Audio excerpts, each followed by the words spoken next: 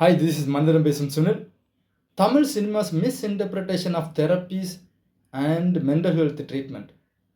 2012இல் வெளிவந்த 3 திரைப்படமாக இருக்கட்டும், 2019இல் வெளிவந்த நேர்கொண்ட பார்வை படமாக இருக்கட்டும், 2022இல் வெளிவந்த ஹே சீனா மிகா அந்த படமாக இருக்கட்டும், 2022இல் வெளிவந்த பீஸ்ட் படமாக இருக்கட்டும், இன்னும் எக்கச்சக்கமான படங்கள் இருக்குது. இந்த படங்கள் எல்லாமே வந்துட்டு ஒரு டிஸார்டரை வந்து பொர்ட்ரே பண்ணுது. 3 திரைப்படமும் நேர்கொண்ட பார்வையும் பைபோலார் டிஸார்டரை பற்றி பேசுது. பீஸ்ட் படத்தில் பிடிஎஸ்டி, அதாவது போஸ்ட் ட்ரொமேட்டிக் ஸ்ட்ரெஸ் டிஸார்டர் என்பதை பற்றி அந்த படத்தில் பேசுகிறாங்க.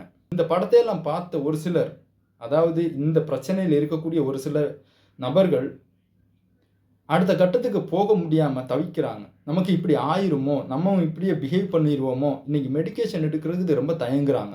இதை doctor Mangala, the assistant director of schizophrenia research foundation, அதாவது ஸ்கார்ஃப்லேருந்து இதை ஆராய்ச்சி செஞ்சு சொல்கிறாங்க.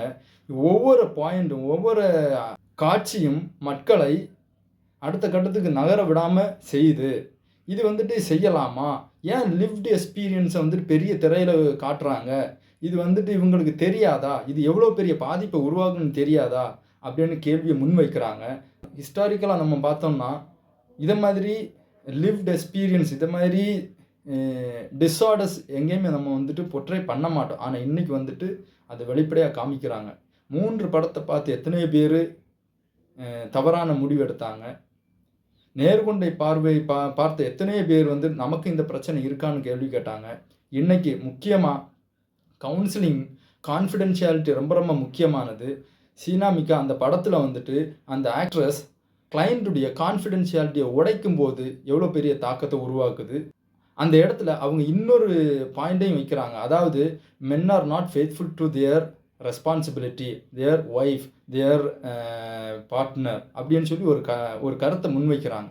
இதெல்லாம் வந்துட்டு ஒரு தப்பான கருத்துக்கு இட்டு செல்லுது.